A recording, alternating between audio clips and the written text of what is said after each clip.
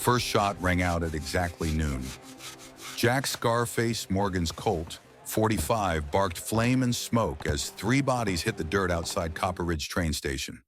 The woman behind him, face scarred, dress torn, clutched a smoking Derringer. "Should have listened when the lady said no," Jack muttered, holstering his weapon. "But let me back up 30 minutes and tell you how we got here." Jack Morgan was 42 years old and hadn't slept through a full night in 5 years. Not since the Dalton gang burned his ranch, killed his wife Sarah and boy Tommy while he was away on ranger business.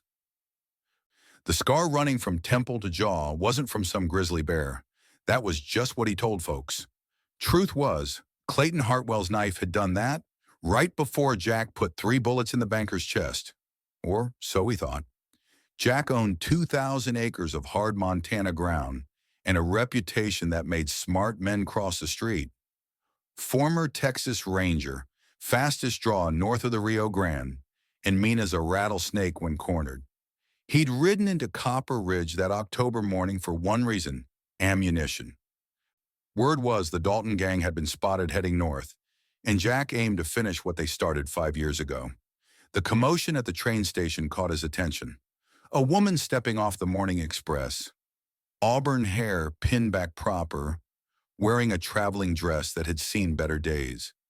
But it was the scar on her left cheek that made Jack look twice, and the way the crowd was treating her like she carried plague. Clayton Hartwell, alive when he should have been dead, stood waiting in his finest suit. The moment he saw her face, his expression turned ugly. "You lied about the scarring, Miss Sullivan," Hartwell's voice carried across the platform. "I ordered a bride, not damaged goods." Margaret Sullivan's spine straightened. "Your advertisement said a man of character wanted a woman of substance, Mr. Hartwell." "That was before I saw what substance looked like." Hartwell turned away. "Find yourself another fool. I won't be married to a freak." 3 men emerged from the crowd: Boss Sullivan, Snake Morrison, and Dutch Kellner. Jack recognized the type: hired muscle with more gun than sense. "Looks like you need work, lady," Boss Sullivan sneered. "Mr. Hartwell owns the saloon. Might find you employment there.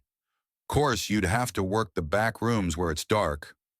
Margaret stepped backward, hand moving to her reticule. "Stay away from me." "Now that ain't friendly." Dutch reached for her arm. Jack had seen enough. His boots echoed on the platform boards as he approached. "The lady's not interested in your hospitality." Boss Sullivan turned, hand dropping to his gun. "Walk away, Scarface. This ain't your fight." "Funny thing about fights," Jack said, positioning himself between Margaret and the 3 men. "They have a way of becoming personal real quick." The platform cleared like magic. In the sudden silence, Jack noticed something that made his blood run cold.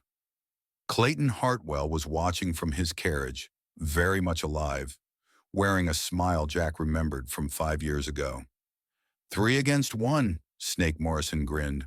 "I like them odds." Jack's hand hovered over his Colt. "Here's something about me you boys should know. I count faster than I draw. And I draw faster than you think." The standoff lasted 10 seconds. When it ended, Snake Morrison lay dead with a bullet through his heart. Dutch Kellner was rolling in the dirt, clutching his shattered gun hand. Boss Sullivan stood frozen, staring down the barrel of Jack's smoking Colt. "Next time," Jack said quietly, "I won't be so generous." Behind him, Margaret Sullivan held her small Derringer steady, aimed at Boss Sullivan's back. Her hand wasn't shaking. "Thank you," she said as the survivors limped away. "I'm Margaret Sullivan. Jack Morgan." He touched his hat brim.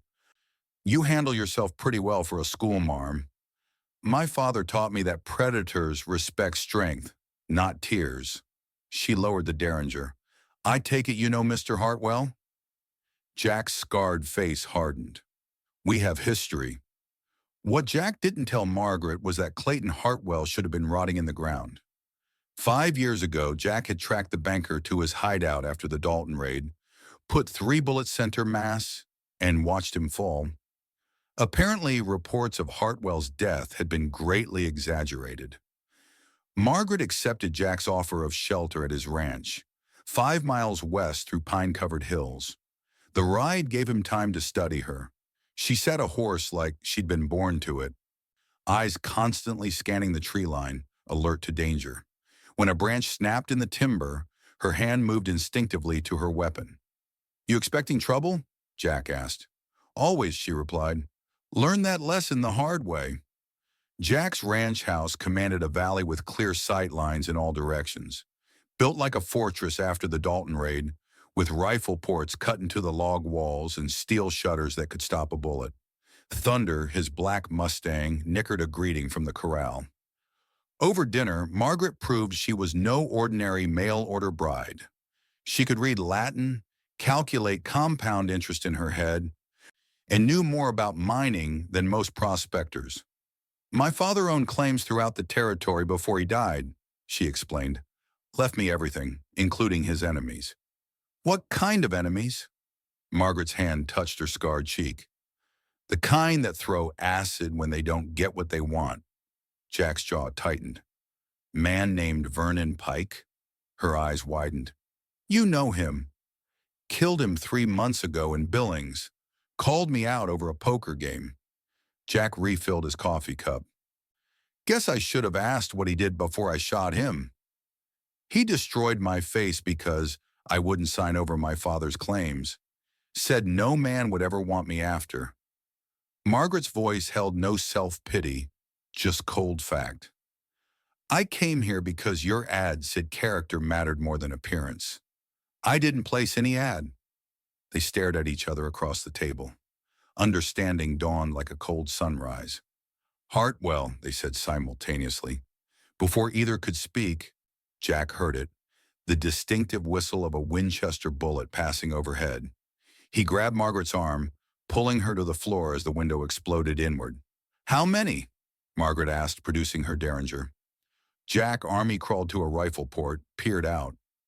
Muzzle flashes lit the darkness like deadly fireflies. "6, maybe 8. They've got us surrounded." "Those aren't random bandits." "No, they're Dalton gang. I recognize the tactics." Jack levered around into his Winchester. "Question is, how'd they know I was here?" The answer came with Clayton Hartwell's voice, amplified by a speaking trumpet from beyond the corral. "Jack Morgan, time to finish what we started 5 years ago." Margaret crawled to another rifle port. "I thought you said you killed him." "So did I. Turns out I'm not as good at my job as I thought." Jack fired at a shadow moving near the barn. His bullet sparked off metal, body armor. "Professional soldiers. This isn't some ranch raid." For 2 hours, the battle raged. Jack's defensive positions held, but ammunition was running low. The attackers had patience and discipline, content to wear down the defenders rather than risk a frontal assault. That's when Margaret dropped her bombshell. "There's something else I need to tell you," she said, reloading her rifle, "about why my father really died." According to Margaret, her father hadn't died in a mining accident. He'd been murdered by Clayton Hartwell's men after refusing to reveal the location of the richest gold strike in Montana Territory. Before dying, he'd hidden the secret in the one place no one would look, tattooed in coded numbers on his daughter's back, disguised as decorative scrollwork. "Hartwell's been hunting me for 2 years," Margaret explained between rifle shots. "Every time I surface, his men find me." The marriage proposal was a trap. Jack processed this while putting a bullet through an attacker's shoulder. "So you're walking around with a treasure map on your skin. 40 million in gold, conservatively." She fired, cursed as she missed. "Enough to buy a state government. And Hartwell thinks I'm going to help him get it." "Are you?" Jack looked at her, really looked. Past the scar, past the fear, to the steel-spined woman who'd stood up to 3 armed men without flinching. "Lady, right now I'm more interested in staying alive long enough to kill the man who murdered my family." Another voice echoed from the darkness, rougher, meaner than Hartwell's cultured tones. "Morgan, this is Bull Dalton. You remember me?" Jack's blood ran cold. Bull Dalton, leader of the gang that had destroyed his life. The man was supposed to be serving 20 years in Yuma prison. "Seems like old home week," Margaret observed. "Hartwell must have arranged a prison break." Jack's finger tightened on his trigger. "This isn't about gold anymore. This is about revenge." The final assault came at dawn. Dalton's men used the morning mist for cover, advancing in a coordinated rush that spoke of military training. Jack's ammunition ran out after the first wave. Margaret's rifle fell silent moments later. "Time to go," Jack said, grabbing a bundle from under his bed. Dynamite, saved for emergencies. They slipped out the back as the front door splintered under gunfire. Jack lit the fuse, counted to 10, then dove behind the water trough with Margaret pressed against him. The explosion brought down half the house and sent attackers scattering. In the confusion, Jack and Margaret reached the horses. "Where to?" Margaret asked as they galloped away. "Town. Time to end this." Copper Ridge's main street at high noon looked like a scene from a bad dream. Clayton Hartwell stood outside his bank with 8 professional gunfighters spread in a line. Bull Dalton and 6 gang members held the other end of the street. Between them, 20 yards of dusty ground that might as well have been 20 miles. Jack and Margaret rode in from the east, thunder's hoofbeats echoing off the false front buildings. Every window held watching faces. Even the dogs had sense enough to hide. Jack dismounted slowly, his hand resting on his Colt. Margaret stayed mounted, rifle across her saddle. "Well, well," Hartwell called out.